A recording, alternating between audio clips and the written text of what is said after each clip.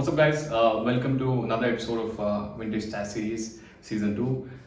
Today we're tasting another special beer. What's gonna be? Okay, so today we have a new beer. It's a classic style. This is where it all began. It's a Belgian Golden Strong Ale. And that is? So, that is a Duvel. Which again translates to devil. Yeah. So it's an interesting story though. I think just after World War One, they celebrated the end of war by brewing a beer which is so strong in alcohol, and they kind of referred to this beer as like one devil of a beer. That's one of the stories. So I think that's fair. Named it as Duvel. So To I think even Duvel Moorcart. Moorcart, it's from the Moorcart brewery. Yeah, Moorcart brewery. So Yeah. they've sourced the yeast. It's believed to be sourced a yeast from Scotland. Scotland. Yeah. And then they've been using the same yeast strain up until now. And they're a little protective about it. Yeah. I don't think they're going to use the same yeast in the bottle conditioning. Oh yeah. It undergoes a long maturation time in their cellars, and that's what makes it dry, crisp, and very refreshing as well. Yeah, I think it makes it even more smoother because with it's 8.5% ABV, Yeah. and that's pretty strong on alcohol, but it's also very soothing because of the longer maturation. Yeah. So I think it's a 90-day window where they really condition these beers, and that's where it gets balanced and settled down. So I don't know when this was bottled though, but the best before date is June of 2022, next year. Yeah. So I wish we had the iconic glass to go well, but Yeah, it's dual glass. That's a classic stem tulip glass. oh yeah. But yeah, I mean, let's do it. All right. Have you had this before? I've never had this before. That's it. I mean, I've had it. Maybe I've had it on tap. I remember I've had this beer, but I wasn't in a state of mind to really understand beyond just drinking the beer. Yeah. I was just drinking it, but I wish I had that kind of palate back then. But that's how it is. I'm glad that I'm tasting it now, and it's highly carbonated, very effervescent. Because I heard that the carbonation in this bottle is probably around like 4 to 5 volumes of CO2. Oh It's pretty high. So on that's why- average, beer is like 2.3, 2.5. It depends on the style as well, but yeah, I mean 4.3 is like bonkers. even your highest Belgian and German beers that are bottle conditioned maybe around like 3.3, 3.5 volumes, and I think this is probably the highest. Yeah. Let's go check this yeah. out. Cheers. Cheers. Ah, It looks like a champagne, super clear. yeah, light gold, Yeah, very light clear. gold. White head. A loose white head. Ooh, such clarity in this. Yeah, it's brilliant. Let's check out the aroma. Yeah. Get this honey-like sweet impression on the nose. A very nice, pleasant, grainy malt. Grainy malt, but I'm perceiving banana esters in this one. Maybe I'm getting like a medium-low, like phenolic character, which is pretty much in the lines of pepper. But I mean, there's a lot more to this. Yeah. It's not. Maybe it'll open up when it warms up. I don't know how to. Yeah, There's taste it. also pear or apple like Yeah, they should. I mean, aroma as well. it's pretty much like on the fruitier side than the phenolic side. So than the spicy side. So it should be fruitier. Like a Honeycrisp apple, and there's like a really good, pronounced to assertive bitterness. Like hop bitterness, I think it's perceived more because of the fact that it's light, crisp, and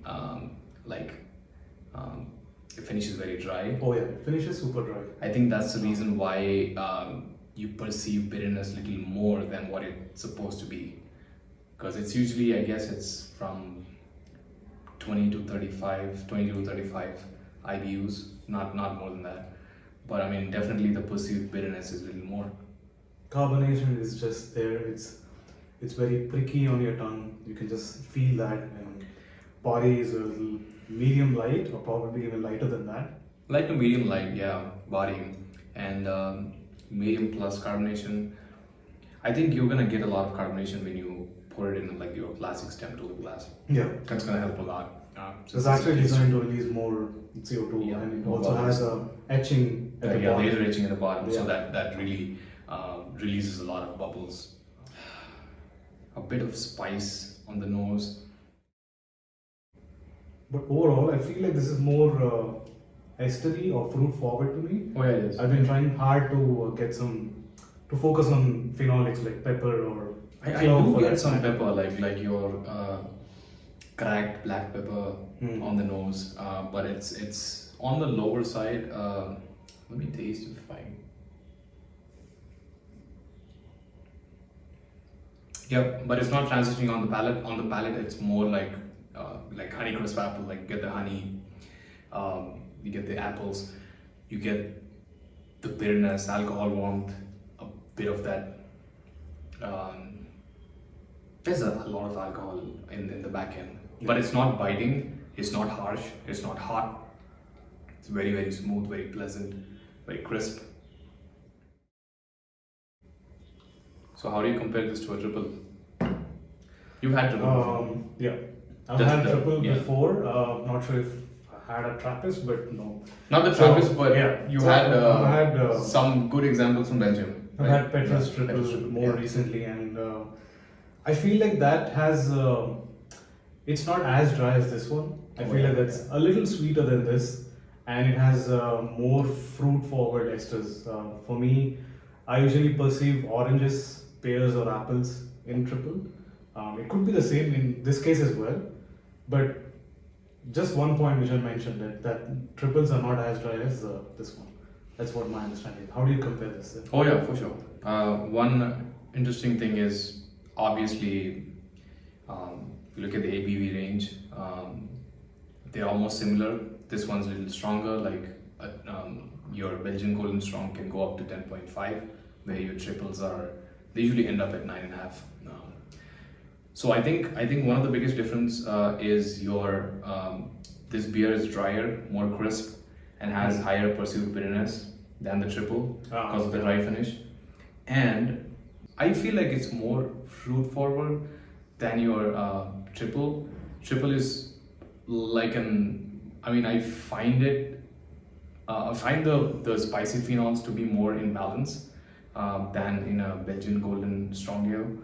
So in triples, you expect a lot of clove or peppery flavors, and along with your banana, your oranges or apples. I think this one is little on the fruity side. Triple is little sweeter, little more phenolic.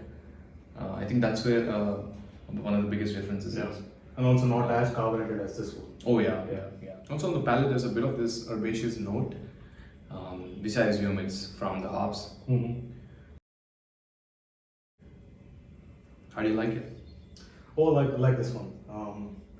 It's not as complex as I expected it to be, but that's how it is in general. Like this, just fruit forward esters, and since I've never had this one before, I'm sort of registering as to how a classic golden ale should be, a Belgian golden ale should be. I think alcohol adds a lot into this, the way you perceive this beer.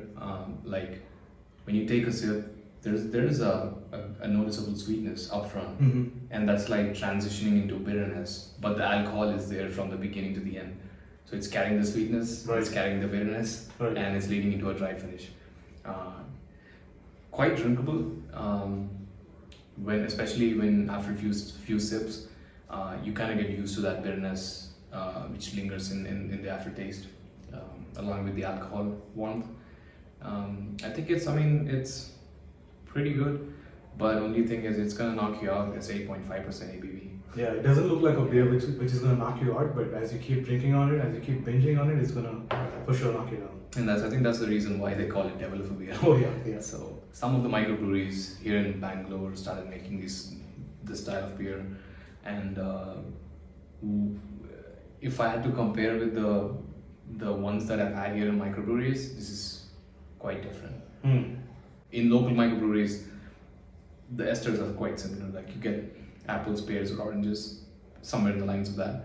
But I think the bitterness is what was missing in the ones that I've had in the microbreweries. It's not as pronounced as what we have in Duvel, and which makes sense because we are not there yet. Our palates are not there yet to really welcome the bitterness. So I think that's one of the reasons why most microbreweries here tend to tone down the bitterness so that it's more palatable. And yeah, I mean that's one of the reasons. And also, I don't think the alcohol can be more than 8% because of the state regulations. Correct. Yeah. So yeah, I mean that's pretty much it. See you Okay, guys in the next one. on the next Cheers. episode. Cheers.